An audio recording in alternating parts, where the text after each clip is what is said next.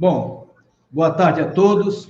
Eu me chamo Flávio Taliba, pertenço ao grupo de economistas do Brasil e aqui vamos iniciar, vamos dizer, oficialmente, o lançamento da carta que foi divulgada ontem, inicialmente, na coluna do Merval Pereira, mas hoje nós teremos o prazer de fazer esse lançamento da carta com a participação dos redatores do documento. Nós temos um grupo de WhatsApp, um pouco mais de 220 pessoas, e esse grupo, ele discute constantemente diversos problemas da economia do país. E, evidentemente, o tema pandemia se tornou uma discussão central nesses últimos meses. E nessas discussões, nós sentimos a necessidade de transformar todas aquelas ideias debatidas do grupo em um documento mais formal, um documento que pudesse ajudar no debate nacional sobre esse tema. Então, foi escolhido cinco redatores que pudessem, vamos dizer assim, de alguma forma, expressar o pensamento médio do grupo. E, a partir desse documento, que nasce exatamente do grupo do WhatsApp, ele passa a ganhar muitas outras adesões. E é muito importante esse engajamento da sociedade nas diversas esferas, porque vai dando cada vez mais legitimidade ao documento. E perceba que o documento ele não tem nenhum viés partidário, é um documento plural, inclusive por pessoas que têm vinculações com diversas matizes políticas, vamos dizer assim.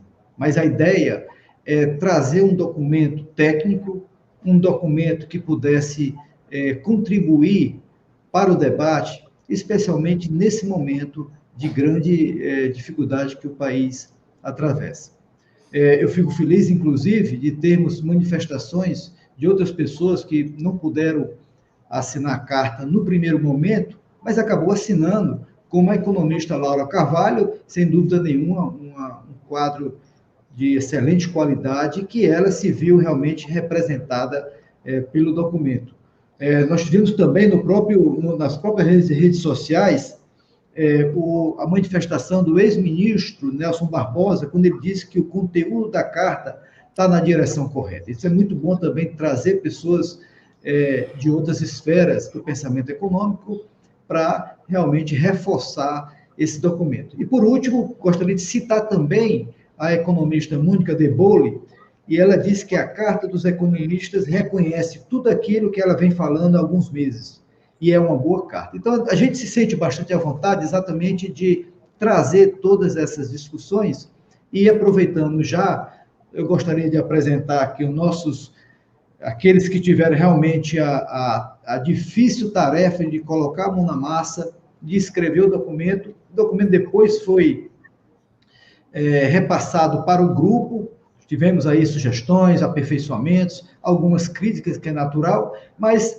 eu acho que tivemos a grande sorte do documento representar, assim, de termos uma opinião média de todo esse grupo de economistas, e depois expandindo aí para empresários, bancários. Então, assim, o engajamento acadêmico também foi fundamental nesse processo.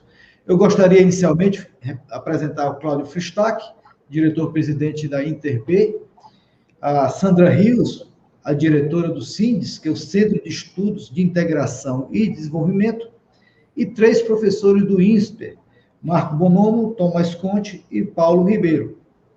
Então, eu quero aqui agradecer já de antemão a presença deles aqui, a disponibilidade de tempo da gente discutir aqui alguns pontos centrais que eu acredito que seja importantíssimo para dar profundidade à discussão.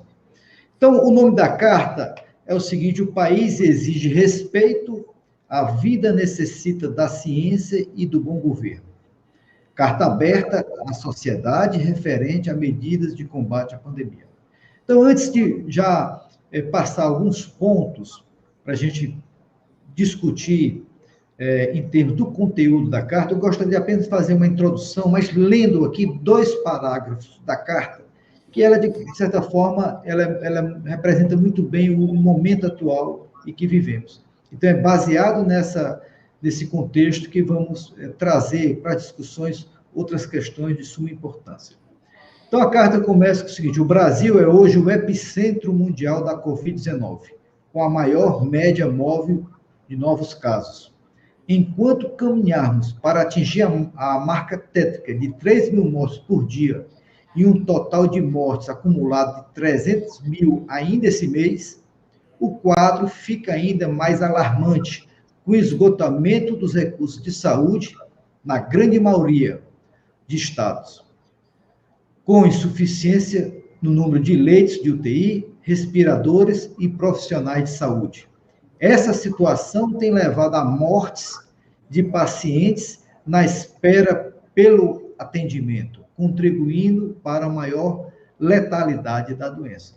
E finalizando, o documento traz aqui a versão, vamos dizer assim, mais econômica do problema. A situação econômica e social é desoladora. O PIB encolheu 4,1% em 2020 e provavelmente observaremos uma contração no nível de atividade no primeiro trimestre deste ano. A taxa de desemprego, por volta de 14%, é a mais elevada da série histórica e subestima o aumento do desemprego, pois a pandemia fez com que muitos trabalhadores deixassem de procurar emprego, levando a uma queda da força de trabalho entre fevereiro e dezembro de 5,5 milhões de pessoas. Por fim, a contração da economia afetou desproporcionalmente trabalhadores mais pobres e vulneráveis, com uma queda de 10,5% no número de trabalhadores informais empregados, aproximadamente 2 vezes a queda proporcional no número de trabalhadores formais empregados. Então, esse é o contexto, né, que a carta muito bem representa, de uma maneira sintética, por onde nossas discussões irão iniciar. Mas eu já gostaria de antes realmente de passar, né, para uma discussão mais técnica, eu gostaria de ouvir a opinião aqui. Eu vou nomear logo o Bonomo. O Bonomo foi um dos primeiros, né, que sentiu a necessidade de a gente ter um documento formal, e isso acabou dando, a gente está vendo a repercussão que isso está dando na sociedade brasileira. Bonomo, antes da gente entrar nas questões mais técnicas em si da carta, mas com que objetivo, Bonomo, essa carta foi escrita? Né? Quer dizer, ela tem interesse de atender a que público? Algumas observações que são feitas é que a carta não é muito técnica, mas também ela tem um linguajar muito fácil de ser entendido por pessoas de diversas profissões, não só economistas. Então, eu gostaria de ter esse teu sentimento inicial, né, você que foi um dos pioneiros em pensar no desenho dessa carta. Bom, boa tarde a todos, um prazer estar aqui com o Flávio, com os meus colegas que trabalharam junto nessa carta. Inclusive, quando o Flávio estava falando do número tem uma coincidência interessante. Quando o Flávio estava falando do número de pessoas do grupo dos economistas, falou um pouco mais de 200. Eu chequei, são 222. E quando a gente fechou a carta no sábado, às 9 horas da noite, para enviar para a imprensa, a carta também tinha 222 assinaturas. Então, quem é supersticioso pode pensar que isso quer dizer alguma coisa. Eu acho que assim, a carta foi um movimento meio espontâneo. Eu acho que a gente, na hora, todo mundo está vendo essa pandemia tá acontecendo, né? Nós somos economistas e é muito mais comum os economistas falarem só de medidas econômicas e não falarem da pandemia, mas além, obviamente, a catástrofe humanitária que está acontecendo e vai só piorar nas próximas semanas, é uma coisa que afeta todos nós como seres humanos, e a economia não há nenhuma, eu fui perguntado agora há pouco sobre isso, não existe nenhuma chance de você ter recuperação econômica enquanto a gente não endereçar o problema da pandemia. Então, que a gente vai fazer? Bom, foi uma forma de expressar a nossa indignação. Eu acho que estava surgindo isso no grupo, no diálogo, estava surgindo há algum tempo. Naquele dia que a gente resolveu fazer a carta, surgiu isso de forma mais forte, e a gente vamos fazer uma carta. Ao fazer uma carta, claro, tem muitos manifestos por aí, muitos manifestos, inclusive curtos, uma linguagem um pouco mais panfletária. O nosso objetivo foi, bom, isso aqui o Cláudio sempre falou, bom, vamos fazer uma coisa com números, o máximo com números, o máximo embasada, com um tom técnico, e fazer um pouco o diagnóstico da situação atual e para onde e o que a gente pode fazer diante disso. Foi uma surpresa. A gente ficou 2 semanas fazendo essa carta, que é uma carta relativamente longa e com esses detalhes, cheios de números, então foi muito trabalhoso fazer, e depois de 2 semanas a gente falou, não, acho que agora está bom para pegar adesões. A gente pensou que ia ter adesões dentro do nosso grupo, né, de WhatsApp, e talvez em alguns outros grupos de WhatsApp, dos quais alguns de nós fazemos parte.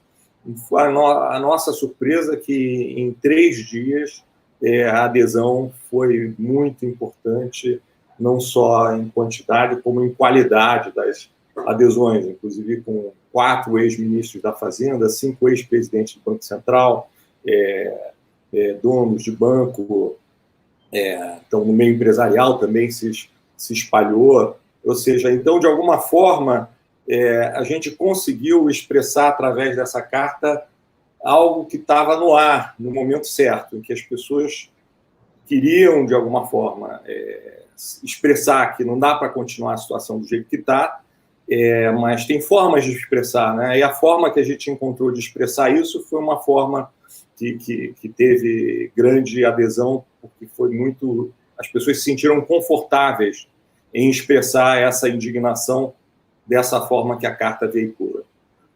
Perfeito. A carta, na verdade, está tendo, né, grande aceitação na mídia, tem repercutido bem, e um ponto importante, eu lendo uma opinião de um jornalista, Cláudio, ele diz o seguinte: a carta é impecável.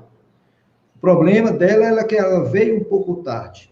Ou seja, será que realmente nós nos atrasamos em elaborar essa carta? Porque, já pegando o gancho do Bonomo, já trazendo uma discussão que está aqui já no início da carta, que está escrito o seguinte: o problema todo foi causado pela pandemia e não será superada enquanto ela não for controlada por uma ação competente do governo federal. Ou seja, será que todo o problema que nós estamos enfrentando atualmente, ele decorre desse atraso em termos de tomar medidas mais efetivas pelo governo federal? Em primeiro lugar, boa tarde a todos. Grato, Flávio, pela oportunidade, e é um prazer estar aqui com meus colegas, né? Foi bastante intenso, digamos assim, essas semanas recentes. Ainda que nós tenhamos trabalhado em outros projetos igualmente intensos, mas esses particularmente. Eu acho que deixe-me responder a essa questão da seguinte forma. Primeiro, eu tenho que olhar historicamente, né? História recente. Houve uma primeira onda. Em novembro, dezembro desse ano, havia uma percepção, certamente em novembro, e certamente antes do Natal, havia uma percepção que o pior tinha passado e que, apesar das dificuldades e de uma certa inoperância do governo federal, a pandemia por si só estava se esgotando, seja porque talvez muita gente já tinha sido infectada, estávamos atingindo, como havia essa ilusão que Manaus tinha já atingido, enfim, a imunidade de rebanho, e a segunda onda começou. Quando a segunda onda começou, e ela começou de uma forma muito acentuada, você pode dizer, uma curva que é praticamente uma exponencial, isso se combinou com outro fator, que eu acho que gerou essa demanda por nós, de alguma forma, que nós tentamos expressar, mas não é uma demanda nossa, é uma demanda de muita gente, e eu creio que é uma demanda da sociedade. É uma combinação muito ruim entre uma pandemia que entra numa fase aguda, Nós estamos nos aproximando agora, nos próximos dias, de 300 mil óbitos e vamos, infelizmente, continuar nessa toada, na melhor das hipóteses, por 30 a 60 dias, na melhor das hipóteses. Combinou, então, uma pandemia que entra nessa fase aguda com um negacionismo, com uma posição anticientífica contínua do governo federal e uma luta e uma crítica sistemática do governo federal em relação aos entes subnacionais que estavam tentando lidar com uma situação muito difícil. Nenhum prefeito, nenhum governador, obviamente, quer entrar no lockdown, quer de alguma forma, imagina um prefeito que tem que tomar essa decisão. É uma decisão mais difícil possível. Você vai desagradar muitas pessoas, você vai afetar na veia a atividade econômica, você só faz isso em último caso. Igualmente governadores. E quando você não tem a cooperação, a compreensão e a coordenação do governo federal, o efeito líquido é uma enorme perda de eficiência, uma enorme perda também de eficácia.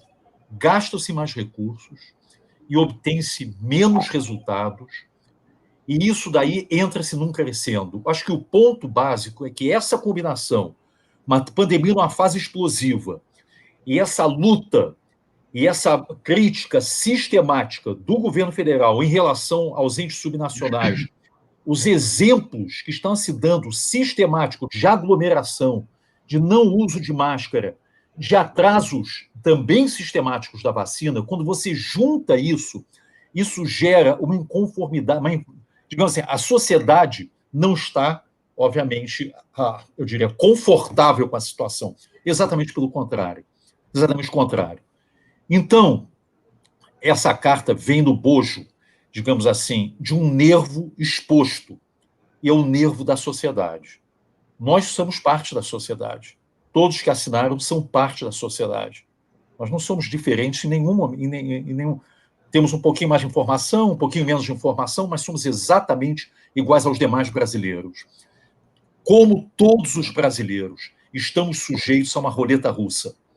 Nesse momento, cada um de nós que estamos sentados aqui, em torno dessa mesa virtual, todos que nos assistem estão sujeitos a uma roleta russa. Nós não sabemos quem irá adoecer, número 1. Eu tive Covid no final de outubro, muito leve, tive muita sorte. Eu não tenho a mínima ideia se eu estou sujeito ou não, possivelmente estou sujeito a uma reinfecção. E também não sei se, estando sujeito a uma reinfecção, se eu não vou parar, na melhor das hipóteses, numa UTI, caso a UTI esteja disponível. Então, eu acho que é esse sentimento, enfim, é um sentimento bom? Não, é um sentimento muito triste, ao mesmo tempo, com o nosso país, com a forma que nós estamos sendo governados. Falando de uma forma muito aberta, muito franca, enfim. E isso daí que gerou essa vontade de fazer a carta. Ao mesmo tempo, como o Bonomo mencionou, a carta tem que ser sóbria. Hipérboles, exageros, não é a nossa profissão. Nós temos que nos calcar, nos alicerçar em evidência, em dados, em informações, da melhor forma possível. Evidentemente, não existe informação perfeita. Essas informações estão mudando ao longo do tempo, mas temos que nos alicerçar. E isso daí que conduziu a carta. Um tom sóbrio, propostas alicerçadas em dados, afinal de contas, nós repetimos, Flávio, você sabe disso, todos nós economistas estamos repetindo um mantra: desenho de políticas públicas alicerçadas em evidência, sem o qual as políticas falham. E exatamente isso que nós tentamos, de alguma forma, refletir na carta. Então, esse é um pouco do espírito da carta. Não chegamos atrasados, eu discordo disso.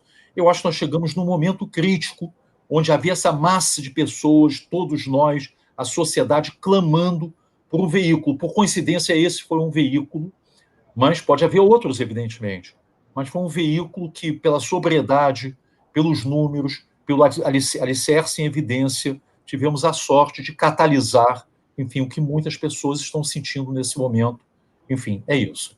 Perfeito, Cláudio. E aqui vamos dar sequência, né, vendo as partes da carta mais importantes, e a gente vai debatendo, vai discutindo.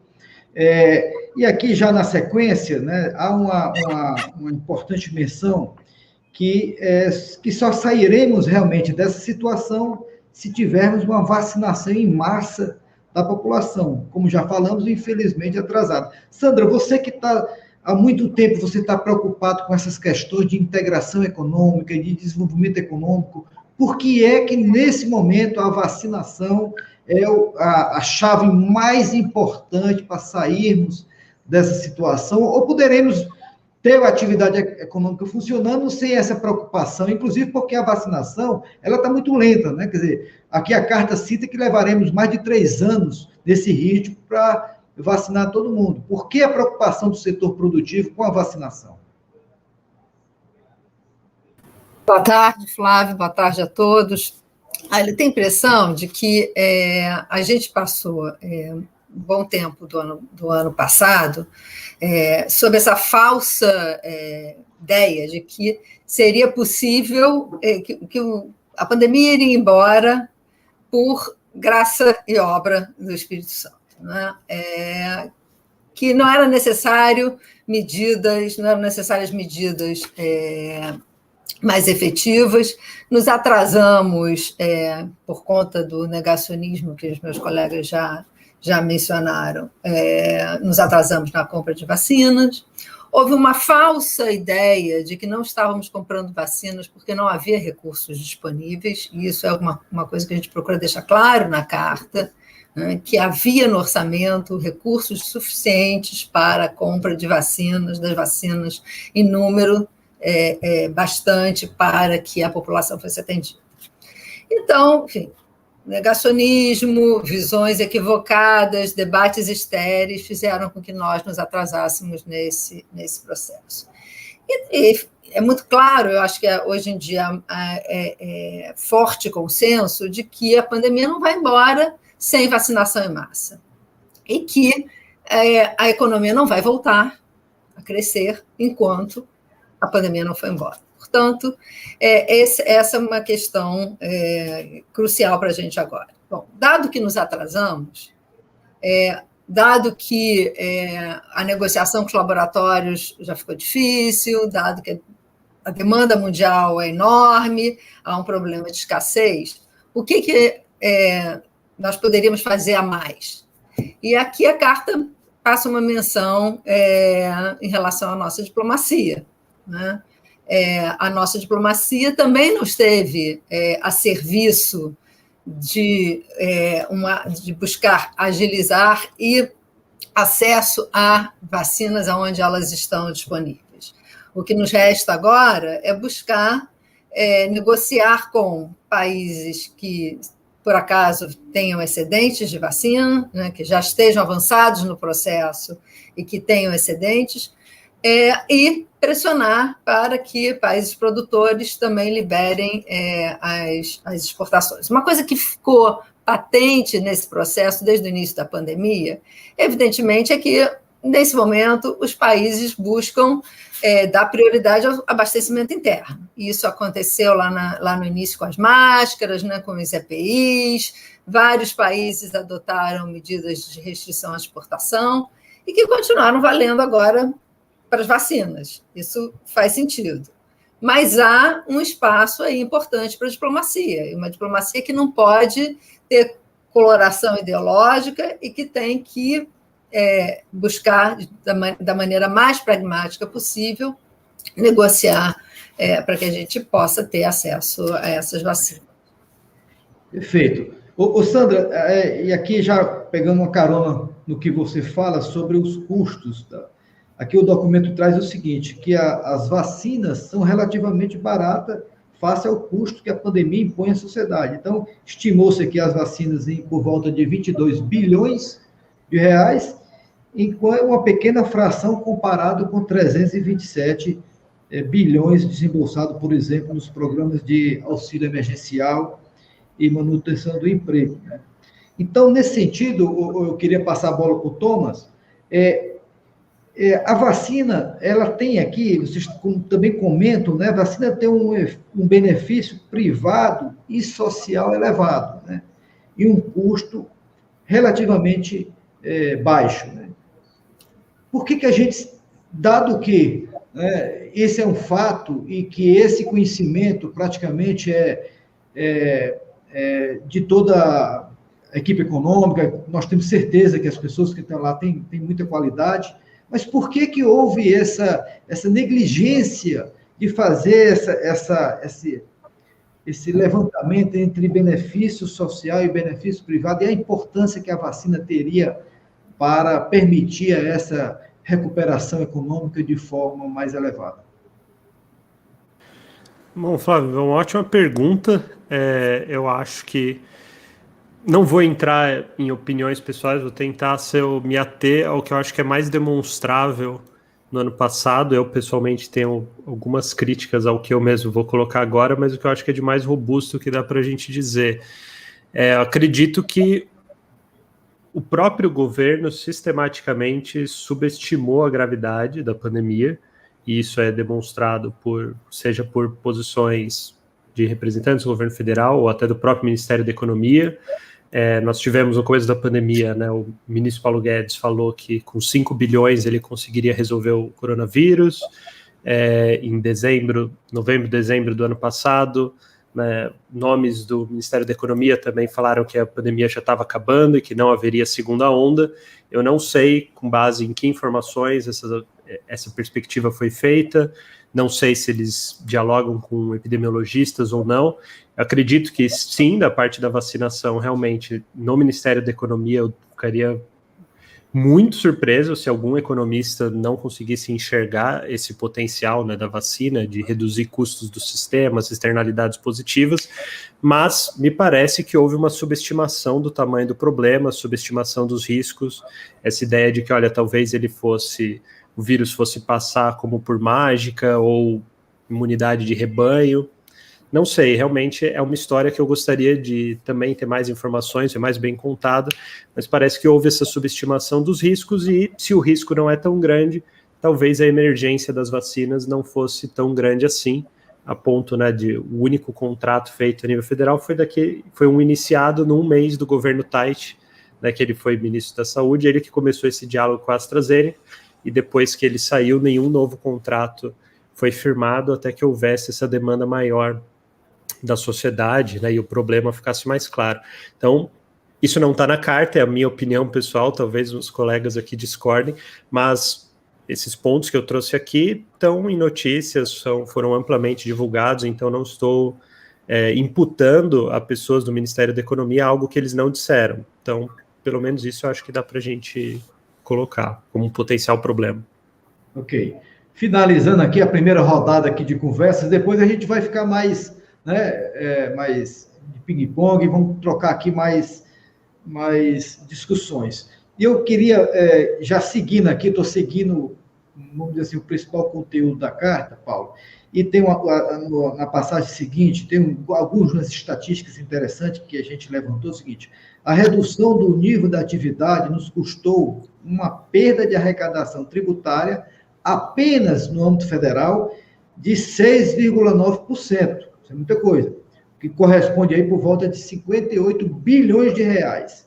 E o atraso na vacinação irá custar, em termos de produto ou renda não gerada, nada menos do que estimados 131,4 bilhões de reais em 2021. Uma cifra bastante expressiva. Supondo aí, no caso, uma recuperação retardatária em 2 trimestres. Esses números, Paulo, como é que nós conseguimos aqui passar para todos aqueles interessados nessa carta, como é que nós conseguimos levantar essas informações? Né? De onde a gente consegue extrair? Porque são números realmente muito elevados, né? É um número muito elevado para a gente ter aí a negligência de ter deixado a situação chegar ao ponto que chegou. Olá, boa tarde, Flávio, boa tarde a todos. Acho que há uma concordância, não só nossa, né, Flávio, pela sua colocação, mas também dos signatários, de que esses números deixam claro que a inação com relação ao combate à pandemia tem custos elevados para a sociedade, e que são de difícil recuperação. O número de arrecadação tributária é o que, de fato, nós observamos de perda de arrecadação no âmbito do governo federal no ano de 2020, em comparação ao ano de 2019. Ou seja, ainda tem, dentro desse número, dessa perda de 6,9% real, um pedaço do ano, que foi janeiro e fevereiro, em que os efeitos da pandemia eram mínimos. E, além disso, né, como você mesmo pontuou, e é uma coisa que acho que vale a pena reforçar, como a carta enfatiza, esses números são específicos para o âmbito federal. No âmbito estadual e municipal, também observamos perda, e essa perda, do ponto de vista federal, precisou ser compensada, né, com as medidas que foram adotadas com a PEC de redistribuição, recomposição, né, de receita para os estados. Então, bom, primeiro, do ponto de vista arrecadatório, é desastroso. Do ponto de vista de renda, de PIB, por meio de uma estimativa do Banco Mundial, um estudo publicado recentemente, em que é estimado o efeito do atraso da vacina na geração de riqueza, em especial para a América Latina, a gente foi capaz de estimar qual que seria o efeito no Brasil de um atraso de 2 trimestres num programa de vacinação mais eficiente, como, por exemplo, o programa de vacinação chileno, que vacinaria 10 vezes mais brasileiros do que o que a gente está observando de vacinação no Brasil, ou o programa de vacinação turco, que teria vacinado até agora 2 vezes mais brasileiros se a gente tivesse ao mesmo passo. Isso leva também a um número preocupante, que é uma queda de quase 2% real do PIB, o que equivale a esses 130 bilhões de reais, para somente esse período de atraso. Tá? Bom, ao comparar esses números com os números da vacina, e aí retomando um pouco o que o professor Thomas trouxe, 22 bilhões de reais é o que seria que a gente teria de custo com a vacina. Isso permitiria vacinar toda a população brasileira, ainda com um excedente, né, de doses, a depender do preço, né, o preço que nós estamos pagando até está abaixo, né, do que seria um preço médio praticado em outras vacinas no país, em outros países, como Moderna, que é mais cara. Aqui a gente está com a vacina da AstraZeneca e a Coronavac, que relativamente são mais baratas, daria para vacinar e sobraria a um custo muito mais barato. Tá?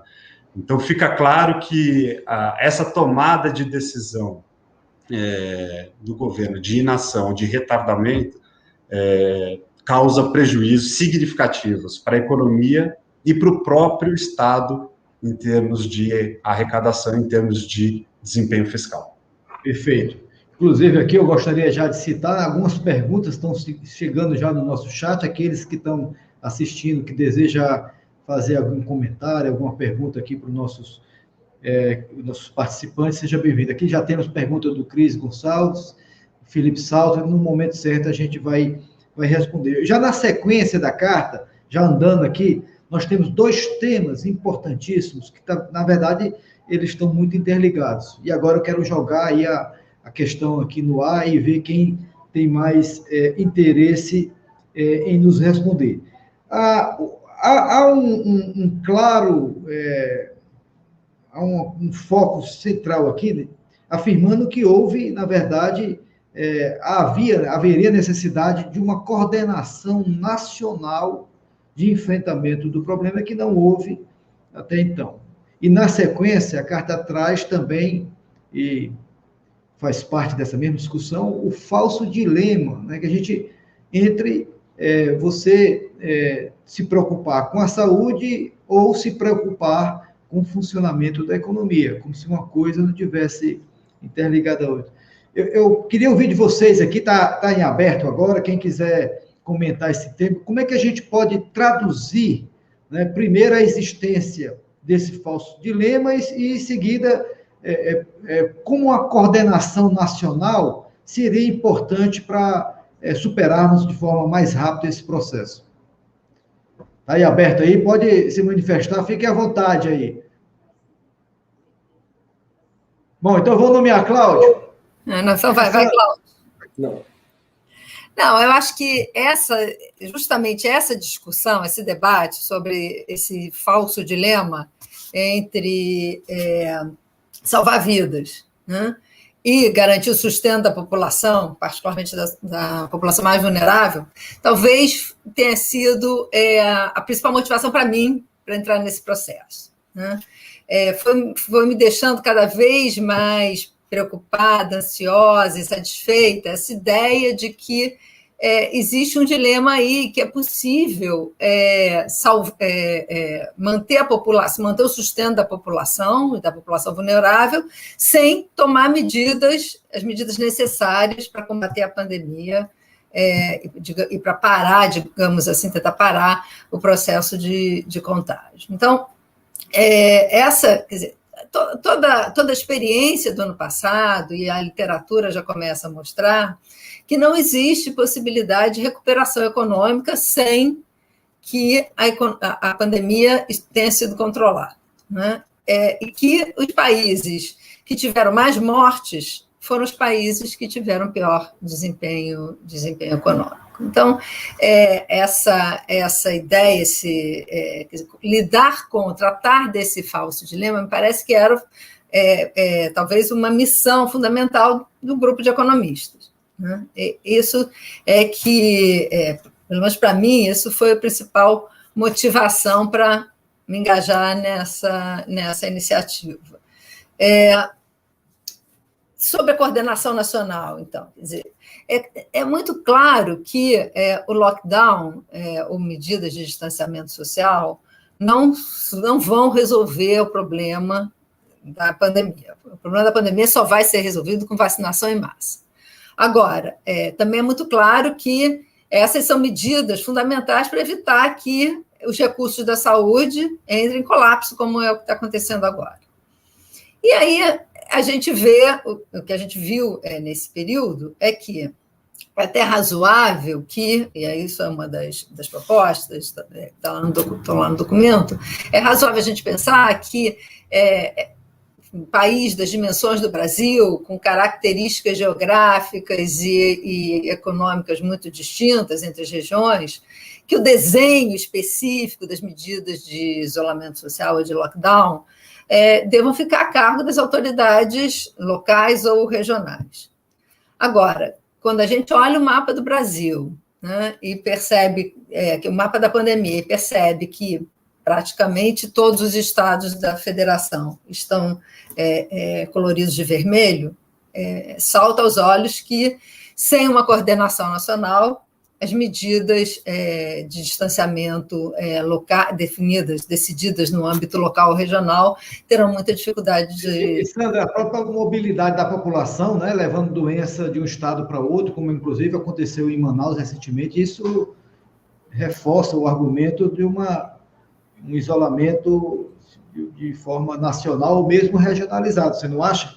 Exatamente. Não, a gente está vendo hoje essa discussão aqui no Rio de Janeiro, né? A dificuldade que os prefeitos do Rio e de Niterói, por exemplo, estão tendo de diálogo com o governo do estado para definir um modus operandi que seja viável do ponto de vista da implementação das medidas. Os hospitais da região metropolitana, como acontecem também no caso de São Paulo e de outras regiões metropolitanas, estão lotados, né, de pessoas que vêm de outros municípios, de outras cidades. Então, se não houver uma cooperação, um preparo e uma cooperação para implementar as medidas, não vai funcionar, né? O custo político, como já foi dito aqui, o custo político é muito alto. É evidente, já tem perguntas a esse respeito, e a gente precisa pensar em como lidar com os custos econômicos dessas decisões. Mas, nesse momento, salvar vidas é a missão número 1, né? E sem coordenação regional e nacional, impossível. Ajudaria muito se a gente tivesse uma forma de concertação, ainda que a gente não tenha o desejo do governo federal, o empenho do governo federal de fazer isso, mas, enfim, sem uma concertação nacional, é muito difícil que isso possa venha a ser bem sucedido. Pior ainda é quando o governo federal sabota ou adota uma narrativa contrária às medidas que vêm sendo adotadas a muito custo, com custo político muito alto, por governadores e prefeitos. Deixa eu falar uma palavra aqui. Está aberta aí para... Eu acho que é muito importante que a Sandra acabou de falar, que são duas questões. Uma é coordenar, outra é sabotar. Então, o objetivo da carta é pedir, por favor, não sabotem, senhores e senhoras, enfim. E segundo, sim, tome uma iniciativa proativa de coordenar. A coordenação deve se dar não apenas no âmbito do Ministério da Saúde, que obviamente é um ministério líder, estamos falando de uma pandemia, enfim, que nos últimos 100 anos, é uma crise sanitária que não tem paralelo nos últimos 100 anos, mas também no âmbito do Ministério da Saúde, da Educação, perdão. Nós nos concentramos muito na importância do Ministério da Saúde, que infelizmente tem sido bastante omisso, ou até, enfim, digamos omisso, no que diz respeito à coordenação, mas tem uma outra dimensão, é que nós, como país, temos sido um ponto fora da curva no que diz respeito à falta de coordenação pelo Ministério da Educação. Sim, somos um país, enfim, territorialmente muito grande, muito diverso, com muitas instâncias subnacionais, mais de 5.500 municípios, etc. Mas existe, e é fundamental, uma sinalização sobre a natureza da pandemia, o que está acontecendo com as salas de aula, com as escolas.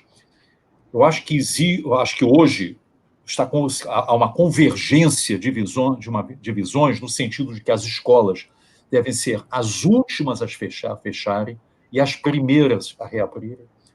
O fato dos nossos estudantes, das nossas crianças, ficarem praticamente um ano sem estudo, em suas casas, muitas das quais sem acesso a computador, sem acesso, com falhas na internet, quando tem internet. Ou seja, esse atraso é um atraso que nós vamos pagar caríssimo enquanto país. O Ministério da Educação, nesse sentido, tem sido absolutamente omisso. Você não ouve nem as coisas mais básicas. Nós não sei se nós chegamos até a incluir isso o Thomas Conte mencionou uma questão de ventilação nas escolas, uma orientação no sentido de ampliar o grau de ventilação. Fizemos até uma conta. Qual é o custo de colocar ventiladores nas salas de aula de escolas públicas? E essa conta, quando você soma, estamos falando em mais de 180 mil escolas públicas, de acordo com o INEP, enfim, os números não são tão elevados, comparado com os custos que nós estamos tendo hoje da pandemia e os custos econômicos da pandemia. Resultado, eu acho que essa discussão da coordenação é algo que a gente enfatiza na carta. Realmente há um grau de omissão muito grande, quando não, como a própria Sandra falou, e infelizmente nós estamos observando isso, é um quase boicote a uma cooperação dentro dos estados e entre estados. E isso daí é fundamental. Numa região metropolitana, como, de novo, eu no meu caso também estou falando aqui do Rio de Janeiro, numa região metropolitana como do Rio, um município não vai fazer, vai ser uma andorinha, digamos assim, não vai conseguir fazer verão. Enfim, o município do Rio, por si só, ele está rodeado de outros municípios, você não consegue ver a diferença. É uma conurbação intensa, digamos assim. E, nesse sentido, necessita, de novo, aí sim, o apoio do governo do Estado e, igualmente, do governo federal. Então, a carta é um apelo para que, em primeiro lugar, que atitudes contraproducentes sejam eliminadas do cardápio, digamos assim, de políticas públicas e de manifestação das autoridades, e, pelo contrário, que haja efetivamente uma tentativa, e mais do que uma tentativa, uma sinalização pelo governo federal de uma maior cooperação. Esse é o histórico dos demais países. Mesmo líderes que começaram como extremamente céticos nessa pandemia se moveram, vou dizer assim, para o centro, eu não sei exatamente para que lugar da geografia ali, político, mas se moveram para, se renderam à evidência. Eu acho que esse que é o ponto. Perfeito. Líderes, mesmo que tenham uma visão distinta, eles acabam se rendendo à evidência.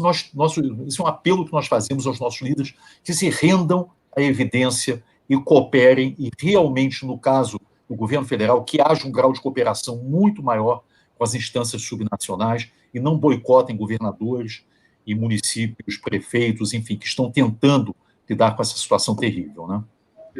Eu queria voltar. O Flávio colocou 2 temas que a gente poderia ficar 1h30 debatendo só esses 2 temas, uma pergunta só.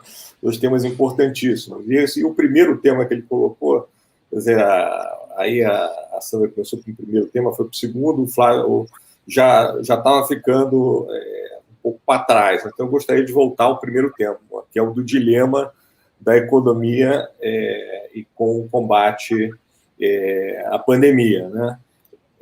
A gente vê por aí, hoje mesmo me fizeram a seguinte pergunta, fizeram uma comparação com os Estados Unidos. Olha lá, nos Estados Unidos eles estão despejando tanto de dinheiro para recuperar a economia mais rápido. Você não acha que no Brasil, se tivesse um plano, a gente ia recuperar mais rápido? Só que os Estados Unidos está do outro lado da curva, né? A epidemia está baixando muito, a população tem uma parte expressiva vacinada e eles estão recuperando a saúde da população deles, né? Então, é um momento completamente diferente. Eu acho que não há dinheiro no mundo de estímulo à economia nesse momento do Brasil que vai fazer a economia crescer mais. Então, eu vejo planos, eu vi no Rio de Janeiro, planos, as pessoas podem dizer que é para depois, mas planos de retomada Rio de Janeiro, retomada parece que vai retomar agora. Quer dizer, eu acho que todos os esforços têm que ser colocados no combate à pandemia, inclusive os recursos empresariais também, porque não vai haver recuperação enquanto... Isso eu falava do final do ano passado, quando eu via o pessoal falando de recuperação em V, me desculpa, eu achava isso... que isso, assim, as pessoas não estão enxergando o que está acontecendo, não é uma recuperaçãozinha. Então, não vai haver recuperação econômica sem superar o problema da pandemia. Então, isso tem que estar ponto número 1. Então, todos os recursos econômicos são melhores empregados para a superação da pandemia. E tentativas de retomada e de estímulos a setores são totalmente ineficazes nesse momento. Então, acho que esse é o primeiro ponto importante. Aí vem o segundo ponto, que é o seguinte, como é que as pessoas e as empresas sobrevivem por exemplo, a um lockdown, certo? Então, a gente sabe que o fechamento da economia afeta especialmente os mais vulneráveis, né? O Flávio leu ali um trecho da carta, onde o aumento do desemprego dos informais foi 2 vezes maior que o aumento do desemprego dos formais. E os informais são mais vulneráveis, não têm auxílio-desemprego. Nesse sentido, o auxílio emergencial foi muito importante. Idealmente, temos que ter... claro que, dado a pressa de fazê-lo, porque era urgente, ele acabou sendo um auxílio com um filtro... Foi impossível focalizar muito esse auxílio. Então, ele também acabou chegando em pessoas que não precisavam desses recursos. Então, ele foi... Idealmente, deveria ser focalizado o máximo possível nas pessoas que precisam. E do lado das empresas, você precisa, em especial, de crédito, né, para que elas atravessem esse período. Crédito em que elas voltem a pagar mais adiante. Então, a gente teve vários programas de crédito. As empresas maiores, depois elas têm o mercado de crédito normal, que funciona normalmente, sem intervenção do governo, que de alguma forma deu conta, ou está dando conta de refinanciamento de empresas maiores. Para empresas menores, isso não é necessariamente verdade. Eu não vou me estender nesse assunto, eu vou passar essa bola para o Paulo, que é especialista no assunto de apoio a pequenas e médias empresas. Só para complementar, então, que o Bonomo está colocando sobre pequenas e médias, a carta até faz esse ponto em um dos parágrafos. Há uma evidência forte, inclusive, de um evento que aconteceu, de um programa de crédito na França durante a crise de 2008, que virou depois um artigo e foi publicado na Harvard Business Review, que mostra, né, que você dá crédito no momento, principalmente, como é o da segunda onda, que as empresas já estão com nível de endividamento maior. A carta traz esse número. estão 35% mais endividadas. A melhor forma de dar esse crédito é o governo entrando como avalista. De 2 pontos de vista, tanto do ponto de vista fiscal, porque ele é mais eficiente em termos de custo, quanto do ponto de vista de acesso, porque você permite, com menos recurso, beneficiar mais empresas de pequeno e médio porte, como o próprio Bonomo colocou, as empresas de grande porte têm acesso ao mercado de capitais e conseguem fazer os seus financiamentos, ou seja, focalizado em empresas de pequeno e médio porte, para que possa passar por essa fase, que é uma fase necessariamente recessiva, enquanto a pandemia durar. Taliba, posso Perfeito. comentar Eu acho que minutinho só? Vai lá em frente. Então, ainda nessa questão do trade-off saúde e economia, eu acho que, embora os dados gerais dos países também não mostrem que existiu esse trade-off, tem um outro problema que eu acho que foi gravíssimo no Brasil e algo que a Taliba sabe melhor que ninguém, porque a gente fez 2 lives, né, Taliba, comentando das medidas. Uma série de medidas... Essa pandemia, eu vou trocar de profissão, viu, pessoal? Vou trabalhar agora. É verdade. Várias medidas de combate à pandemia eram muito baratas e, se adotadas de forma consistente, eficaz, com coordenação e com boa comunicação, ajudariam a preservar tanto a saúde quanto a economia. Então, as pessoas discutem trade-off saúde e economia. Tudo bem, a gente não viu acontecendo, mas discutem isso só para discutir lockdown, que, como a gente ressalta na carta, é um leque de medidas, né? Tem vários graus diferentes, várias formas diferentes de se fazer, tem a questão local, particularidades de cada setor, tudo bem. Mas cadê o trade-off saúde e economia do uso de máscara? Não tem. E por que o Brasil não fez isso de forma coordenada?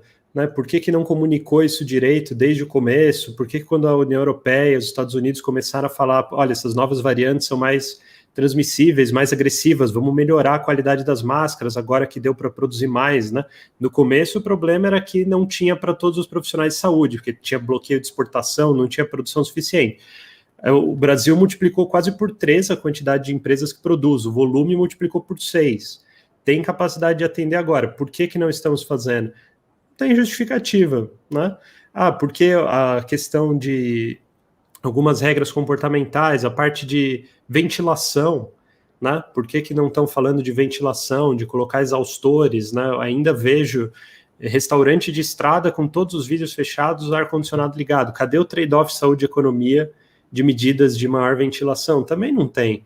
Então, acho que também o país se perdeu muito nessa questão de lockdown, não lockdown, e deixou de fazer todo o feijão com arroz que os países que conseguiram implementar medidas eficazes. O lockdown, em tese, é um freio de mão, é quando deu tudo errado, temos que puxar o freio de mão para restabelecer um nível mínimo de segurança e depois manter com outras medidas.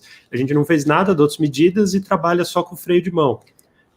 Não vejo, não é eficiente isso, e fico muito impressionado também do Ministério da Economia não ter ressaltado esses pontos aí ao longo do último ano.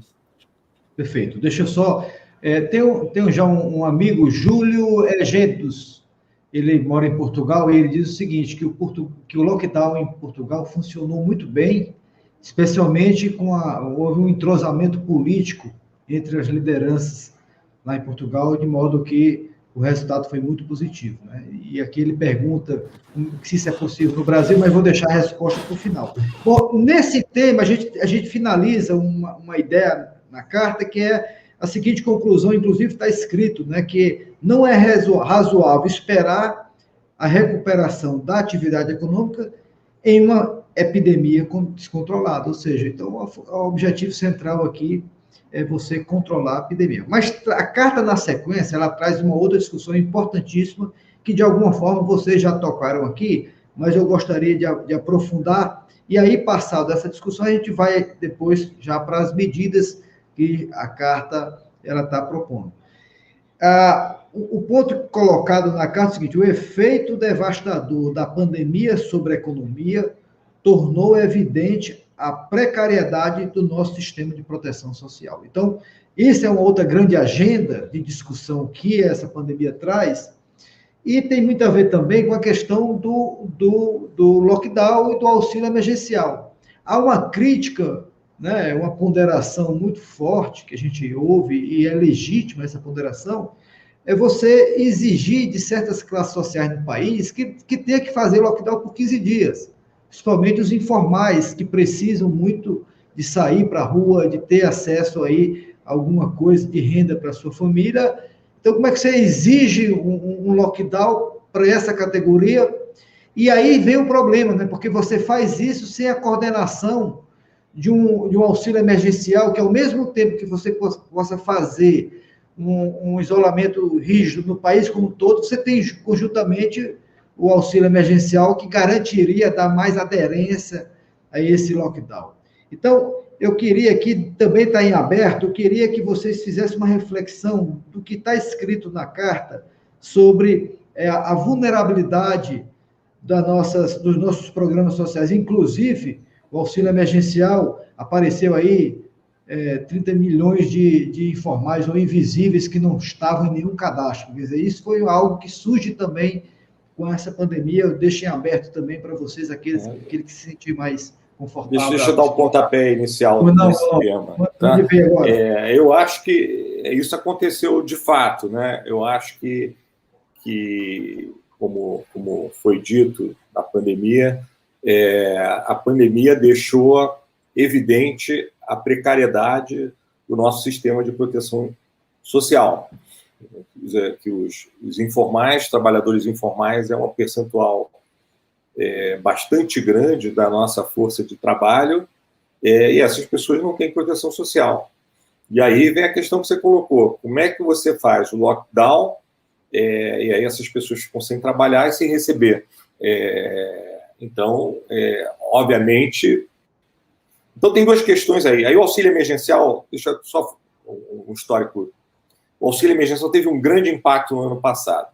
Ele teve um grande impacto e foi uma medida que até aumentou a popularidade do governo, né? Ela teve um impacto em dois aspectos. Ele era de um valor muito mais alto que o suporte à pobreza, que o Bolsa Família. E, por outro lado, teve esse aspecto de auxiliar os informais. Então, ele acabou cumprindo duas funções. Na verdade, a intenção inicial era só apoiar os informais que perderam emprego e não teriam suporte. Mas como ele era muito mais alto que o nosso apoio à pobreza que a gente tem no Brasil, ele acabou reduzindo substancialmente as estatísticas de pobreza no Brasil. Então, isso desvendou que o nosso sistema de proteção social tinha duas falhas importantes. A primeira, a falha de proteção aos informais. Existia uma proteção à pobreza, mas não aos informais. Quando perde emprego, né? Eles não tinham registro, né? Muitos deles não tinham registro, fez até um cadastro, né? Sim, mas eu estou dizendo do problema estrutural, não só do problema do cadastro. Acho que eles não tinham registro, fizeram cadastro, e aí abrangeu muita gente. Mas a gente tinha um problema estrutural que foi desvendado pela pandemia, que foi desvendado. Ele estava aí, mas isso ficou tão visível porque a situação era dramática. Então, a falta de seguro-desemprego, né, para quem é informal, e a falta e que o nosso Bolsa Família ele estava num nível muito baixo, né? Então, se você aumentasse um pouco, você poderia reduzir mais a pobreza. Mas são duas coisas distintas. E aí existe uma proposta feita pelo pessoal, patrocinada pelo CDPP, dos economistas Vinícius Botelho, Fernando Veloso e Marcos Mendes, de reformular os sistemas de proteção social no Brasil, atacando esses dois problemas, de forma, inclusive, com instrumentos separados para atacar esses dois problemas. Isso aumenta a eficiência do uso do recurso público. Se a gente já tivesse esse sistema funcionando, na hora que acontece, de novo, uma segunda onda, a gente seria capaz de, gastando menos, dar uma ajuda mais focalizada. Mas a gente não fez nada disso. Não começou a se discutir programas sociais no final do ano passado, ficou no papel, e agora a gente tem a pandemia de novo, mais forte do que antes. A gente tem várias medidas de fechamento em vários estados, não porque os estados querem, eles estão hesitando, estão demorando a tomar as medidas. Quando tomam as medidas, já não tem lugar nos hospitais, e a situação, claro, você toma a medida demora no mínimo 2 semanas para ter efeito. Então, a situação que a gente se encontra no Brasil, assim, a gente tem 2 semanas ainda, provavelmente, no mínimo, Thomas pode comentar sobre isso depois, em que a pandemia vai piorar mais ainda. E até agora a gente não tem uma nova rodada de auxílio emergencial, né? Que ficou de ser implementado, ficou de ficar efetivo a partir de meados de abril. Então a gente está para as pessoas vulneráveis no pior dos mundos, não só porque as pessoas vulneráveis também são mais afetadas pela pandemia, desproporcionalmente. Se você olhar, eu vejo estudos de São Paulo, se você olhar os bairros de São Paulo, os bairros que são afetados, que tem mais índice de infecção, mais índice de mortes, tem maior mortalidade, maior índice de infecção. Então, eles estão sofrendo pela saúde, estão sofrendo da parte econômica e nesse momento, estão, em grande parte, desassistidos. Tá. Eu não sei se o Thomas quer comentar ainda, ou alguém quer comentar ainda esse aspecto desse tema, para a gente... Eu gostaria de fazer um comentário muito rápido, porque isso se inscreve numa questão muito mais ampla, que é o fato que o Estado brasileiro, com E maiúsculo, digamos assim, ele não é muito eficiente. Ele tem uma máquina de transferência de recursos que é grande, complexa, aproximadamente 15% do PIB são transferidos sob diferentes formas, aposentadorias, etc., dos quais algo em torno de 0,5% ou um pouquinho mais, dependendo do ano, é o Bolsa Família, que é, na verdade, um programa muito bem focalizado. E eu acho que o que está se sugerindo é um reforço de programas de transferências com muito foco. Mas, para isso caber no orçamento do país, nas nossas, assim, para caber dentro das nossas restrições fiscais, que são cada vez mais difíceis, mais duras, que nós vamos enfrentar nos próximos anos, é importante dizer o seguinte, que quando a pandemia assolou o país, nós estávamos no início do ano passado, a situação fiscal já era muito frágil. Saímos ainda de uma forma mais frágil. Então, essa questão de nós podermos dar suporte às frações mais vulneráveis da nossa população, mesmo quando a pandemia passar, mas particularmente nesse momento, mas quando a pandemia passar, nós temos que repensar esses programas de transferências maciças de recursos do Estado, que, infelizmente, são programas que, em última análise, são concentradores de renda e são muito pouco eficientes. Então, isso aí, óbvio, nós falamos na carta, nós não temos como fazer uma discussão detalhada, porque isso vai muito além da carta, digamos assim, mas eu acho que isso é um ponto importante se manter para contextualizar a discussão das transferências e do apoio aos mais vulneráveis. Seja aquelas famílias que hoje estão cobertas pelo Bolsa Família, seja aquelas famílias, as pessoas e as famílias que não estão cobertas, que é esse mundo de informalidade que, efetivamente, desnudado, digamos assim, melhor dizer, desnudado pela pandemia, né? Perfeito, Cláudio. Vamos na sequência já, e aí nós encerramos, vamos dizer assim, essa primeira parte da carta, que ela traz mais um diagnóstico da situação. E aí é interessante, na transição para as sugestões de política que a carta traz, antes de chegar lá, mas ela tem uma passagem muito importante. Ela diz o seguinte: estamos no limiar de uma fase explosiva da pandemia. E é fundamental que, a partir de agora, as políticas públicas sejam alicerçadas em dados, informações confiáveis e evidência científica. Não há mais tempo para perder em debates estéreis e notícias falsas. Precisamos nos guiar pelas experiências bem-sucedidas, por ações de baixo custo e alto impacto, por iniciativas que possam reverter, de fato, a situação sem precedentes que o Brasil. Então, dito isso, né, não sei se alguém já queria fazer um comentário sobre isso, mas, dito isso, a carta já apresenta alguns encaminhamentos, sugestões que seriam essenciais nesse novo momento, né, de retomada, né? Ô, Thomas, quer comentar a importância de você, só para reforçar esse tema, a importância de você desenhar política pública baseada em evidências? Né? Bom, de comentário amplo, assim, acho que o que é mais dramático, assim, da carta e que a gente coloca essa pressão de forma mais forte no começo do ano passado, para ter um comparativo, né?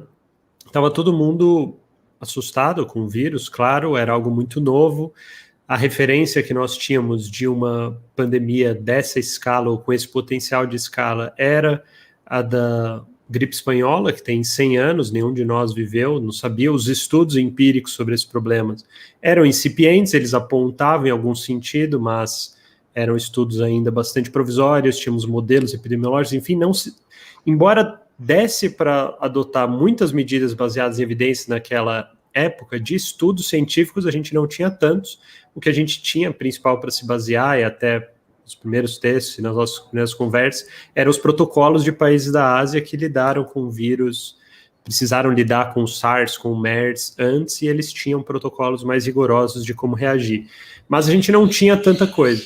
Agora, passado um ano, nós temos sim, né, muita experiência internacional, tem estudos sobre o tema, a gente viu os países que conseguiram lidar melhor, o que eles fizeram. Então, tem lá a Austrália, falam da Nova Zelândia, mas a Austrália é um país muito maior, né, uma democracia, né, aos moldes aí do que a gente conhece aqui nas Américas, na Europa, e conseguiram, né, praticamente não tem casos lá, tem Taiwan, tem Coreia do Sul, tem uma série de outros países. Vietnã, eu acho, para mim, o Vietnã é o exemplo do país que é mais humilhante comparar o Brasil com ele, porque é um país muito mais pobre que o Brasil e conseguiram ter um desempenho absolutamente exemplar, né? 35 pessoas morreram no Vietnã de Covid até agora, não 35 mil, 35 pessoas e só. Mas, se olha a comunicação deles sobre o tema, é outra coisa. Então, eu acho que o que é dramático dessa posição agora é que a gente está vendo uma repetição do que foi ano passado, em termos de ausência de medidas, em termos de falta de coordenação. Ano passado também teve falta de coordenação, mas ainda havia, né, alguma margem aí de debate de se achar se estava certo ou não estava cada coisa. Agora não dá mais, né? O problema é muito mais grave, isso é uma variante mais forte, uma variante mais transmissível, com muito mais evidências embasando o que poderia ser feito, e o mesmo nível ou até um nível pior de falta de coordenação e falta de ações, uma insistência em coisas que não funcionam. Então, acho que o norte, né, dessa questão das evidências se dá por essa comparação, né, do tanto de acúmulo que o mundo teve e a falta de mudança que a gente viu aqui, né? Perfeito. Então, vamos entrar agora nas medidas indispensáveis de combate à pandemia. A carta, ela agrupa em 4 grupos de medidas, né? E aqui eu quero deixar também à vontade todos vocês, quem quiser comentar. Primeira é acelerar o ritmo da vacinação, isso foi já discutido, mas se alguém quiser aprofundar ainda algum ponto sobre essa medida, como é que a gente faria isso? Como é que a gente poderia, Sandra, por exemplo, você que trabalha nessa área de integração comercial, de desenvolvimento econômico, como é que a gente, através de uma integração maior, até diplomática, poderia acelerar esse processo de vacinação? Isso foi algo que a gente discutiu muito quando a gente estava fechando a carta, porque, de fato, assim, chegamos numa situação em que as possibilidades de acesso a volumes mais significativos de doses de vacina no curto prazo estão limitadas, né? Estão limitadas pela própria limitação do lado da oferta. Nas últimas semanas foram anunciadas novas negociações com laboratórios, os números são muito desencontrados. Então, quer dizer, a primeira questão, eu acho, é transparência, a gente ter clareza do que de fato está negociado, né? Do que de fato, qual é o cronograma de entrega de vacinas, quer dizer, que permita a gente ter um quadro mais claro. Agora, para um acesso emergencial, a gente, de fato, só tem essa possibilidade de negociar com alguns países que teriam condições, têm excesso de estoque, teriam condições de nos oferecer vacinas. O Felipe Salto, eu vejo que colocou... Eu queria encaixar essa pergunta do Felipe Salto exatamente, Sandra. O Felipe pergunta o seguinte: o que você achou, Sandra, do ofício enviado pelo presidente do Congresso aos Estados Unidos? Pode ajudar na tarefa que você expôs, qual seja, de buscar excedentes para outros países? Quer dizer, exatamente isso que você está falando, a pergunta do Felipe Salto. Um abraço, Felipe, e muito dentro do seu raciocínio. Isso, Felipe, eu acho que sim. Quer dizer, o primeiro passo é que a gente reconheça a situação dramática em que nos encontramos. Quando até o Flávio leu aqui um trechinho da carta, que é o parágrafo que antecede as propostas, a gente escreveu: estamos no limiar de uma fase explosiva da pandemia. Eu acho que esse limiar, essa palavra limiar, ficou aí porque a gente escreveu isso no início da carta. Talvez se a gente tivesse... Né, a gente demorou 2 semanas para concluir a carta e a situação de lá para cá foi se tornando cada vez mais dramática. Então, acho que nós não estamos mais numa fase... não estamos no limiar, nós já estamos na fase explosiva da pandemia. Então, e é preciso reconhecer isso. E é preciso também, eu acho, esforços de comunicar isso para o mundo. Quer dizer, se a gente reconhece que estamos numa fase explosiva, o Brasil virou um celeiro de produção e contaminação do vírus, e, portanto... Variantes, né, Sandra? E novas variantes que podem surgir no Brasil, né? Exatamente, já começaram a surgir que possivelmente vão se multiplicar enquanto a gente não conseguir entrar numa fase de descenso. Então, isso tem que ser comunicado ao mundo e a gente precisa pedir ajuda. A gente sabe que o governo Biden anunciou que vai dar prioridade, no primeiro momento, aos países vizinhos, Canadá e México, que estão sofrendo também com a escassez de vacinas, mas não tenho dúvida que se a gente pode contar com o apoio de algum país nesse momento para ajudar a endereçar essa situação, são os Estados Unidos. A gente fez aproximações diplomáticas desastrosas com a Índia, por exemplo, um país que é um fornecedor importante do IFA, do insumo, mas que precisa vacinar, né, mais de 1 bilhão de pessoas, está num processo também atrasado, e aí, se a gente quer fazer show diplomático, né, mandando um avião adesivado para buscar as doses da vacina lá, a gente vai criar um constrangimento grande para o governo local. Então, entender essas sensibilidades das relações internacionais e atuar de forma cooperativa é fundamental. A nossa diplomacia tem condições de fazer isso? Temos um dos melhores corpos diplomáticos do mundo. Agora, precisa ser usado de forma inteligente. Então, nesse sentido, Felipe, eu acho que sim, acho que uma carta, a manifestação das autoridades dos outros poderes, né, e a busca de construção de pontes com outros países pode ajudar nesse momento. Mas eu acho que não adianta, por outro lado, a gente ter a expectativa de que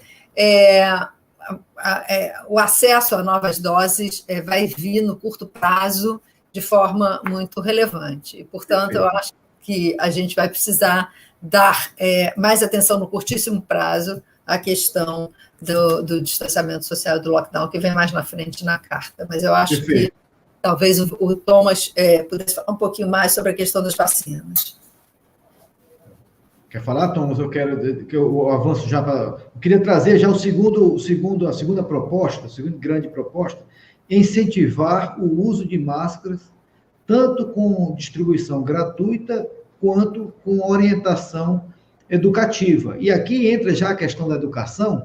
Também tem uma pergunta da Nanda Anestésio, que ela fala aqui mais basicamente sobre o Ceará, que ela faz uma ponderação, que a carta ela sugere que a educação é um tema extremamente importante nessa pandemia e que, no caso do Ceará, o Ceará fechou primeiro, a preocupação da educação fechou primeiro e perguntando se na reabertura se vai abrir a educação. Bom, isso aí a gente trata depois, quando a gente estiver já discutindo mais basicamente o Ceará, mas sem dúvida nenhuma a discussão da educação é importantíssima, a gente vai ter oportunidade de fazer aqui.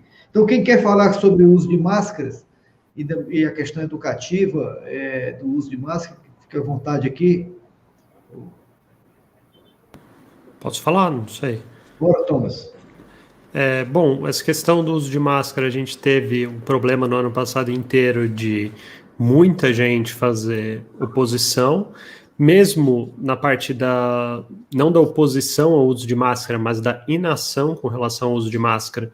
No ano passado houve também um atraso muito grande com relação a isso, então a gente já sabia que o uso de máscaras poderia ajudar bastante a conter a disseminação do vírus em março, quando foram adotadas as primeiras quarentenas.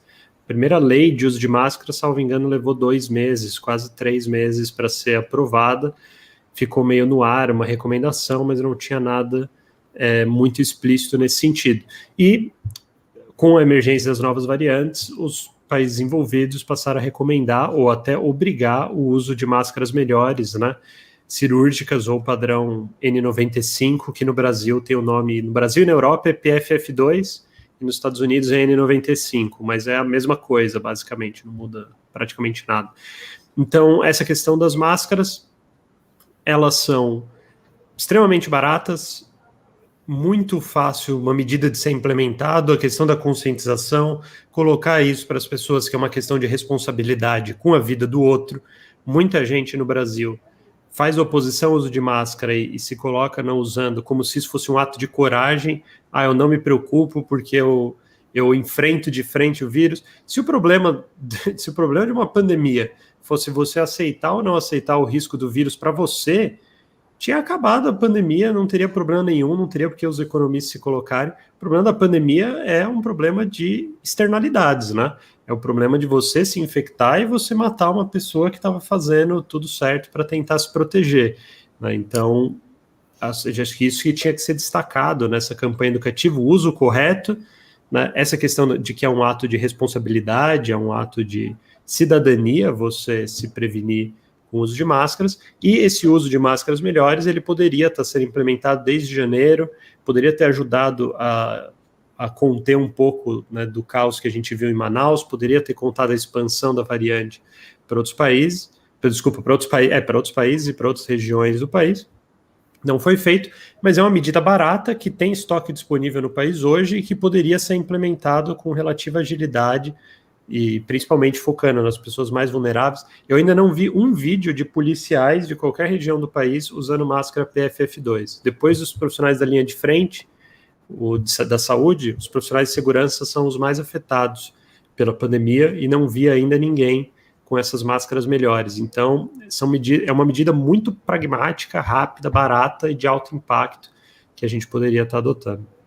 Eu gostaria, Flávio, de complementar isso. Acho que um dos temas recorrentes da nossa carta, eu vou tentar ser rápido também, eu sei que está chegando no final, um dos temas recorrentes da nossa carta é que, em certa medida, o mais fácil, o mais custo-eficiente, o que realmente tem as melhores relações benefício-custo, não foram feitos e não estão sendo feitos. Ou seja, a vacina, o que nós sugerimos ali é uma relação de 6:1 ou mais, dependendo de como se calcula. O uso de máscaras, a distribuição das máscaras para as áreas e para os grupos mais necessitados e mais vulneráveis. Uma coordenação mais eficiente. O custo da coordenação é zero, ou praticamente zero. Só tem um custo político. Mas o custo fiscal, o custo é muito baixo e os retornos são altíssimos. Então, o tema recorrente da nossa carta é o seguinte: meu Deus, vamos fazer não só o que é melhor para o país, o que é melhor para a população, mas o que também é muito mais econômico e muito mais eficaz.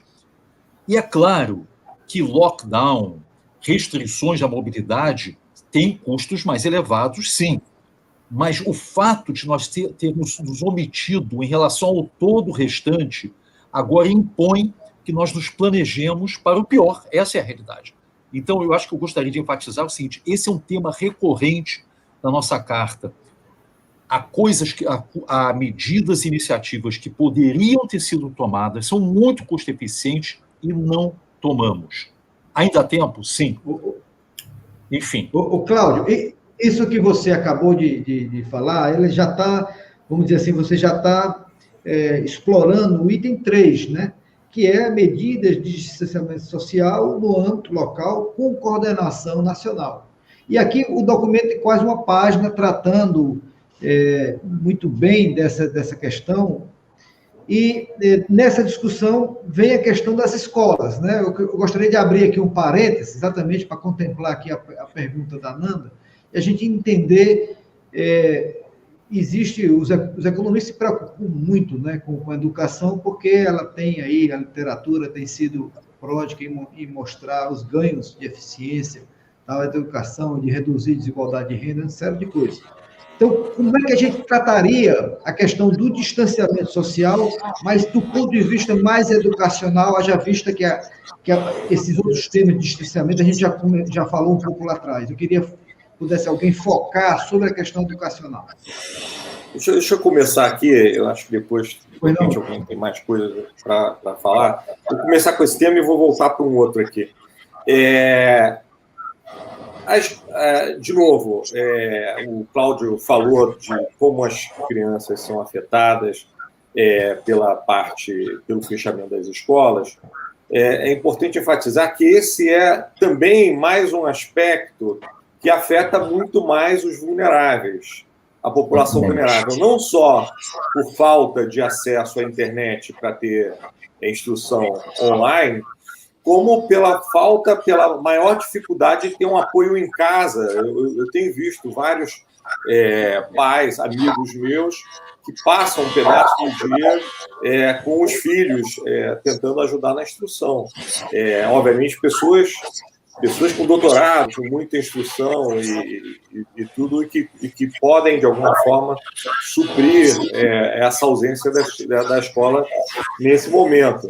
Então, e nos Estados Unidos foi feito testes, tem um paper lá, tem um paper do Hachette e o grupo dele, que demonstrou isso, que é meio óbvio, que as crianças de classes sociais mais baixas, você faz um teste de matemática imediatamente, são as que mais perdem.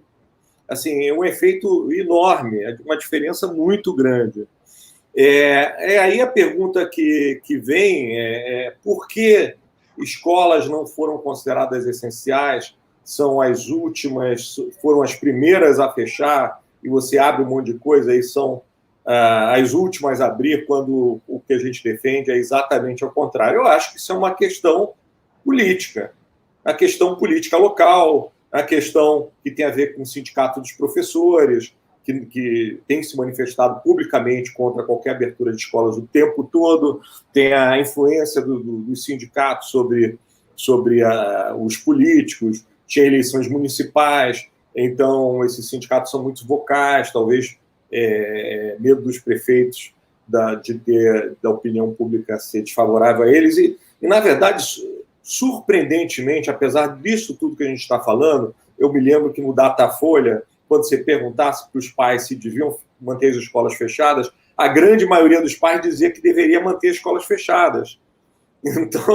Então você imagina, você está na pele do político. Os pais são a favor de manter a escola fechada.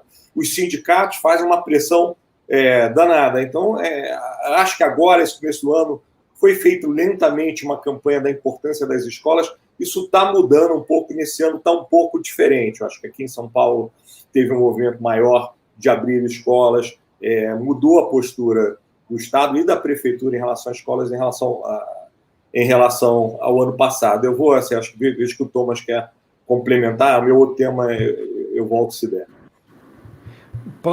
30 segundinhos só sobre essa questão das escolas. O que eu acho, não está especificado isso na carta, tá? Mas colocando aqui só um registro pessoal.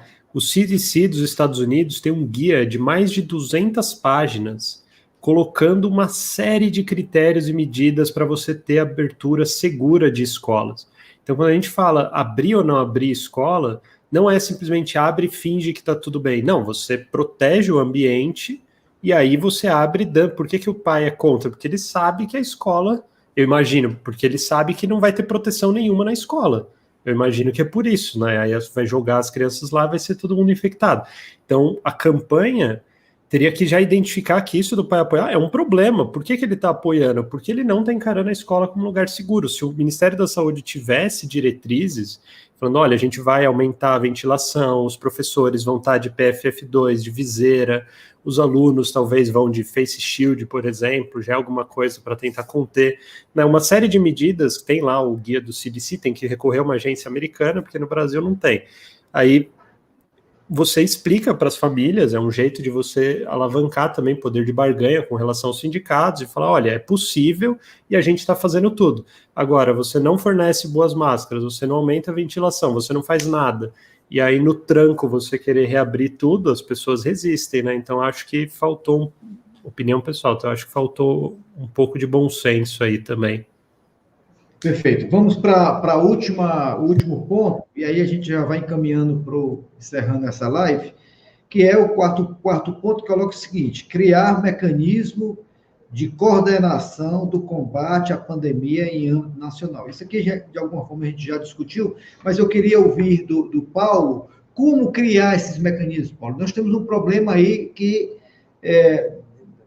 inclusive, questões políticas envolvendo União, estados, municípios, não é uma agenda fácil de criar esses mecanismos. Como é que você acha que isso poderia funcionar? A carta ela traz até um caminho sugerido para isso, né? O caminho principal, e acho que o mais eficiente, é por meio de uma ação do governo federal em chamar estados e municípios para poder dar as diretrizes do que precisa ser feito com relação à pandemia e de que maneira vai ser feito. Falta cronograma, falta definição de escopo, falta definição de abrangência. Então, partindo do governo federal, seria a maneira mais eficiente. Mas, na ausência do governo federal, e aí acho que isso que é um ponto adicional que a carta traz, caberia, então, aos estados, em especial, se reunirem para que pudessem coordenar as medidas que fossem tomadas de maneira nacional, mas por uma coordenação estadual, tá? Que não tivesse, por parte dos estados, uma inação como uma resposta, como um aceite de que o governo federal não está tomando a atitude. Então, a carta vai nesses dois sentidos, de tanto abrir e reconhece, né, a eficiência que seria se partisse do governo federal, quanto também de, nessa ausência e na inação do governo federal, permitir com que os estados se reunissem para prover essa coordenação, que é fundamental para ser eficiente. Sem a coordenação, a gente já viu, é o que a gente vê até agora, da condição da pandemia, é ineficiente. Bom, vamos encerrando, e eu gostaria aqui de uma mensagem final de vocês, de 30 segundos cada um, mas eu queria levantar o último tópico que a carta traz, que é o papel da liderança. No final, a carta tem um tom um pouco mais forte, né?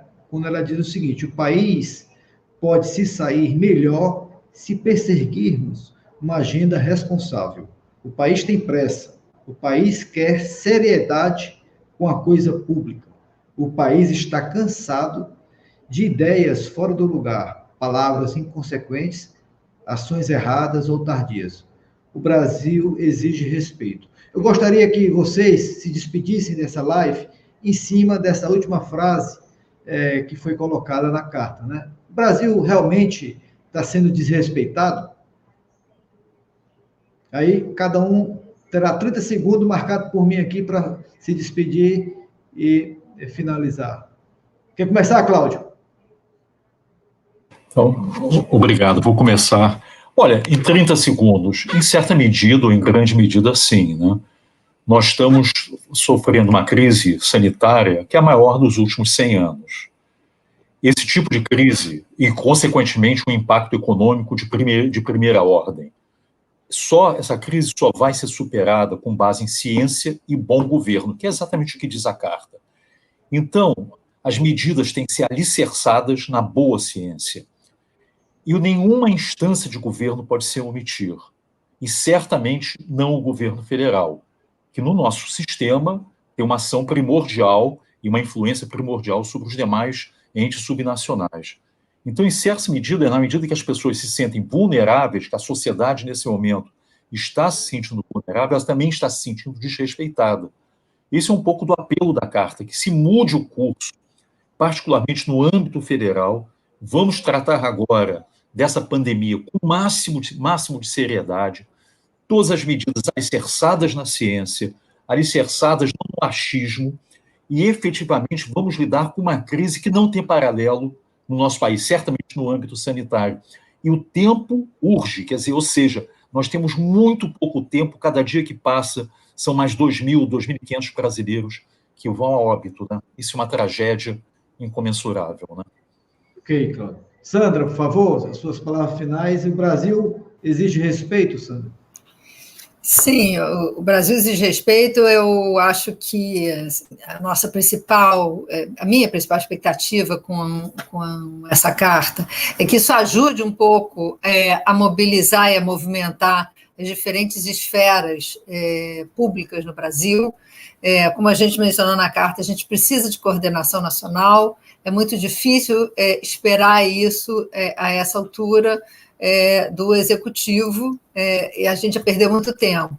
Mas é importante que os outros poderes estejam mobilizados e que se busque uma solução política para isso, quer dizer, que seja pelo engajamento do executivo, seja pelo maior engajamento do Congresso, da Justiça, enfim, um processo em que as diferentes instâncias convirjam para perceber quais são as necessidades mais urgentes e ajudem a formar esse processo de união nacional necessário para a coordenação das medidas.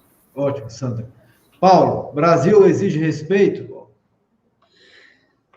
Bom, primeiro parabenizar, Flávio, já que eu já tenho esses 30 segundos para encerrar pela live, e eu concordo, né, junto com os demais colegas que ajudaram na construção da carta, de que sim, estou também signatário, mas mais do que isso, eu acho que um ponto que nós não falamos e que é relevante é a questão da informação e transparência.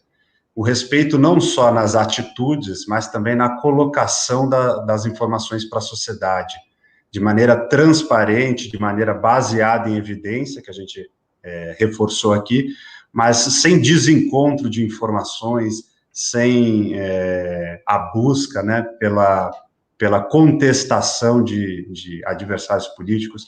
O que a sociedade precisa no momento de pandemia é da informação clara, precisa, baseada cientificamente no que é comprovado, para que todos possam ter a orientação do que é o correto.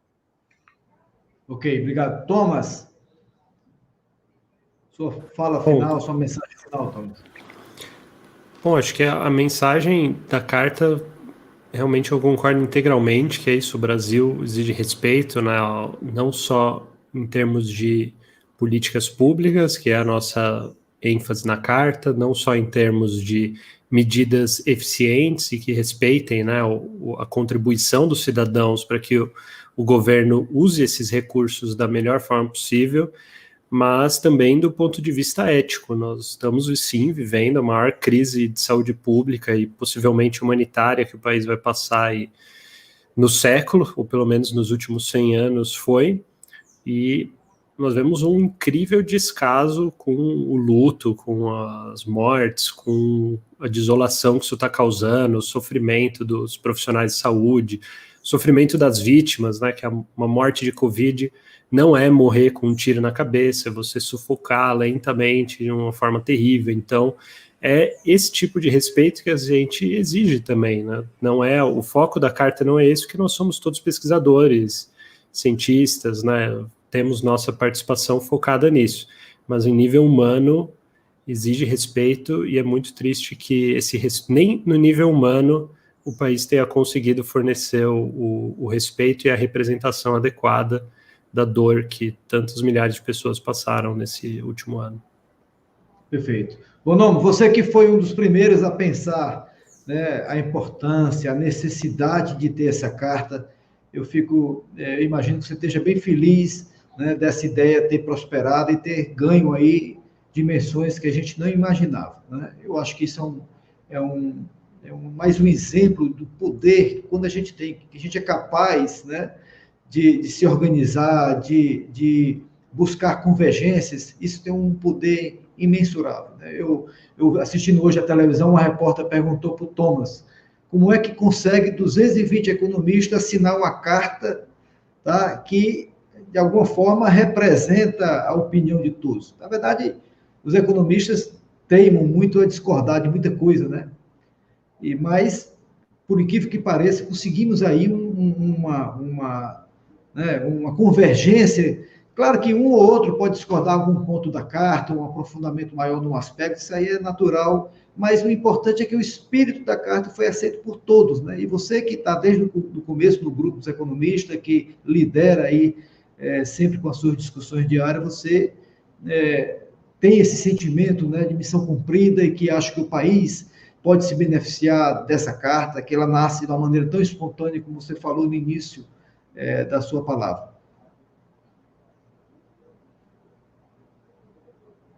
Você está no mudo, Marco.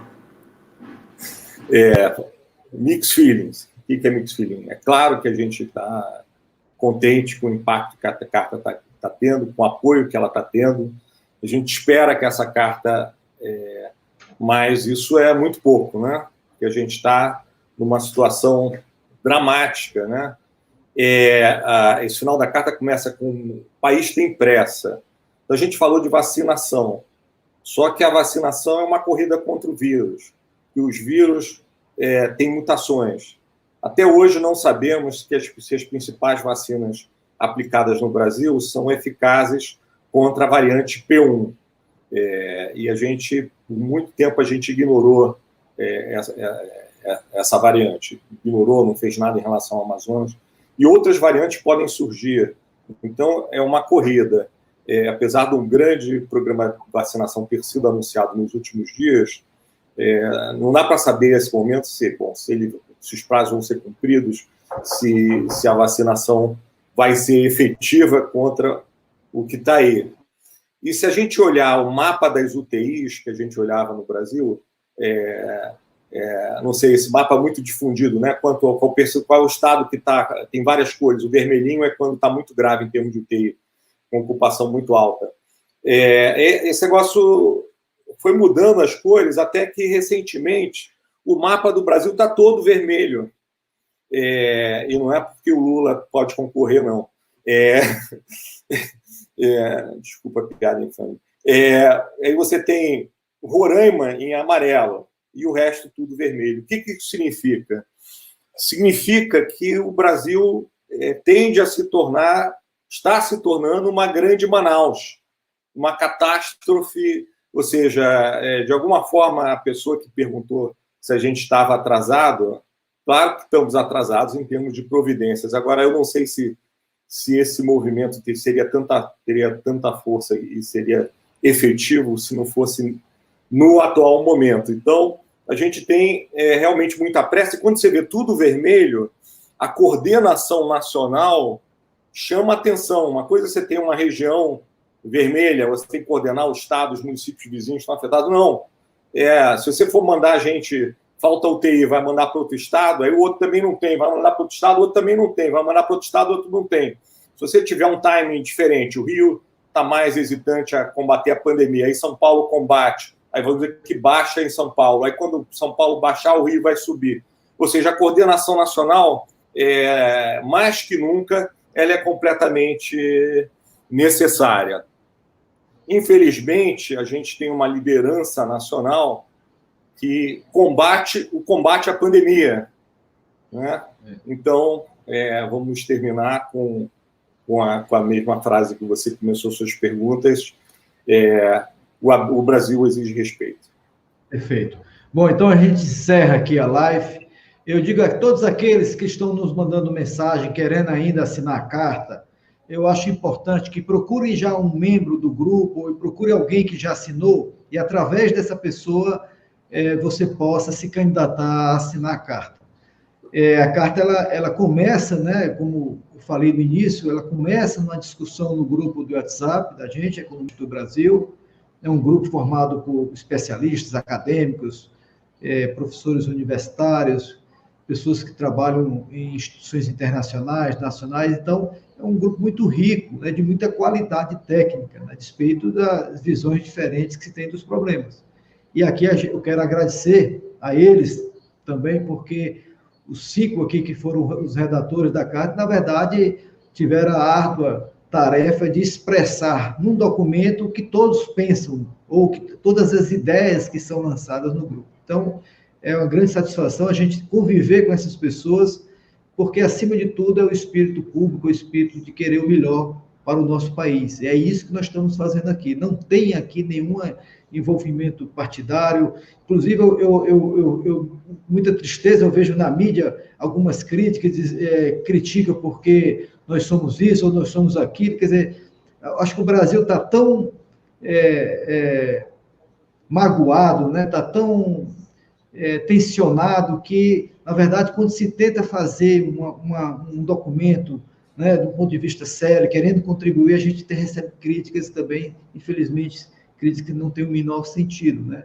Eu estava falando no início que aqui a gente vê manifestações como o Nelson Barbosa, ou a Laura Carvalho, a Mônica de Boer, são pessoas com aspectos de pensamento econômico diferente, mas estão concordando com o que a carta está dizendo. Então, é ótimo que seja assim, né? E que aqueles empresários, bancários, né, banqueiros, que queiram assinar também a carta e se vejam que a carta representa as suas ideias, muito bem, nós estamos aqui abertos, né, desde que procurem uma pessoa que já tem assinado para encaminhar, para não desvirtuar aí o objetivo central do documento. Então, eu agradeço a todos vocês, a gente passou um pouquinho do tema.